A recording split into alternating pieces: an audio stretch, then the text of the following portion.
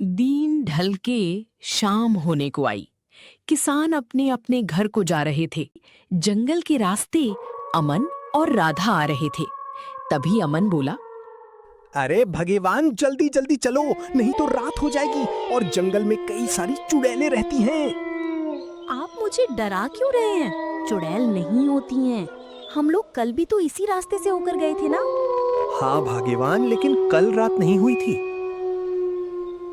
दोनों जंगल के रास्ते जल्दी जल्दी आगे की तरफ जा रहे थे। तभी अमन के पैर रुक गए। अरे भाग्यवान, देखो कितनी अच्छी खुशबू आ रही है। हाँ जी, बहुत अच्छी खुशबू आ रही है। चलिए चल के देखते हैं। दोनों खुशबू की तरफ जाने लगे। तभी उनको एक आम का बगीचा दिखा जिसमें ढेर सारे आम लगे हुए थे। अरे भाग्यवान, देखो कितने पके हुए आम। मैं इसे तोड़ लेता हूँ और कल बाजार में बेच दूंगा। हाँ, तोड़कर कल बाजार में बेच के राशन लेके आना। घर में खाने को कुछ भी नहीं बचा है। लेकिन अमन और राधा को नहीं पता था कि आम के ऊपर एक निशी चुड़ैल बैठी है। अमन आम को तोड़ने लगा। तभी बात क्या है? इतनी जोर से ये कैसी आवाज हुई? देखो तो से उनके सामने कूद पड़ती है। अरे बाप रे, ये तो चुड़ैल है। तुम लोगों की इतनी हिम्मत, मेरे बगीचे से अब तुम लोगों को मैं। तभी राधा ने अपनी सारी परेशानी निश्चित चुड़ैल को बताई। निशी चुड़ैल दिल की बहुत नेक थी। समझ गई कि तुम लोग बहुत ईमानदार और मेहनती हो, लेकिन तुम्हें को जादू बीज देती हूँ। इन्हें अपने घर के पास बो देना, फिर देखना क्या होता है।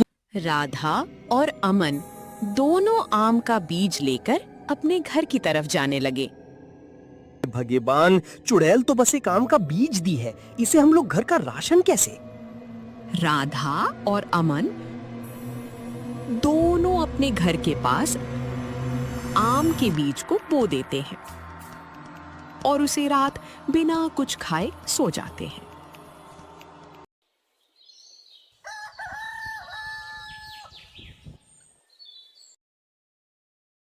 राधा सुबह सुबह उठती है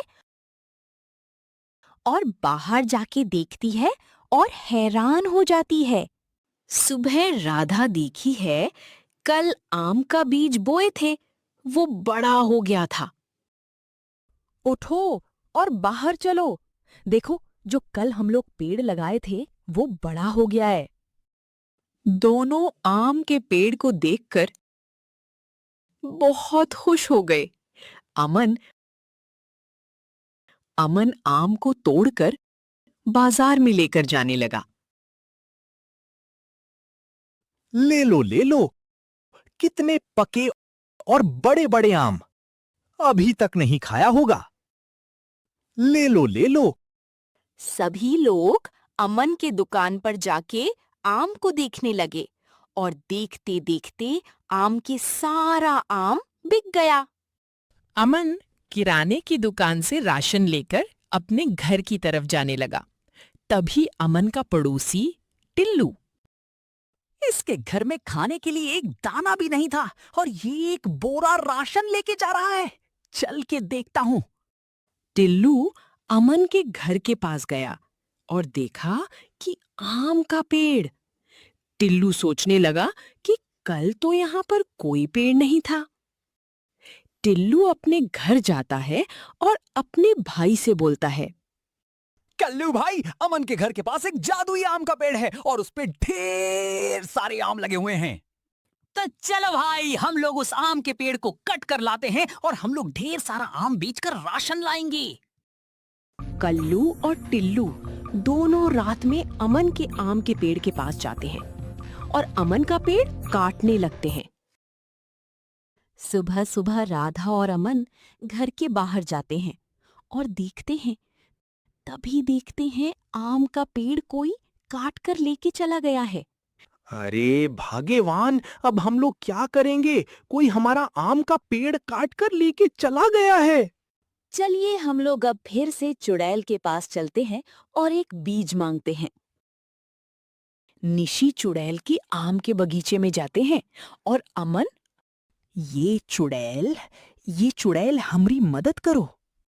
तभी अचानक निशी चुड़ैल आती है। हाँ, निशी चुड़ैल को बताती है कि मेरा आम का पेड़ कोई काट कर लेकर चला गया है। मैं समझ गई, किसी ने ईर्ष्या से जानबूझकर ये काम किया है। ठीक है, तुम लोग चिंता मत करो, लोगों को पहरा दूंगी। अमन निशी चुड़ैल का शर्त मान के आम का बीज लेकर चला जाता है। कल तो हम लोग पेड़ को काट दिए थे, आज फिर आ गया, चलो इसे भी काट देते हैं।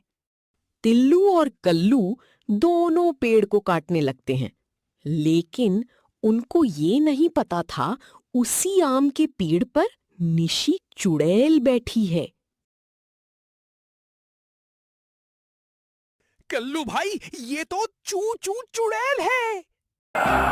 तुम लोगों की इतनी हिम्मत, जलन में आकर इनके मैं तुम्हें अच्छे से सबक सिखाऊंगी।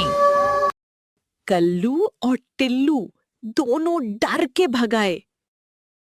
अमन सुबह सुबह आम को तोड़कर बाजार लेकर जाने लगा। आम ले लो आम, पके और मीठे मीठे आम। आम ले लो आम। भाई, तुम वही हो ना जो कल आम बेच रहे थे? तुम्हारा आम सच में मीठा है। भाई, मुझे तुम अपना पूरा आम बेचोगे? बहुत मीठे और पके आम है, मुझे पूरा टोकरी दे दो। अमन निशी चुड़ैल से जो वादा किया था, आधा आम निशी चुड़ैल की शमशान में लेकर गया। वहां पर अलग अलग देश के भूत और दानव आने लगे आम लेने के लिए।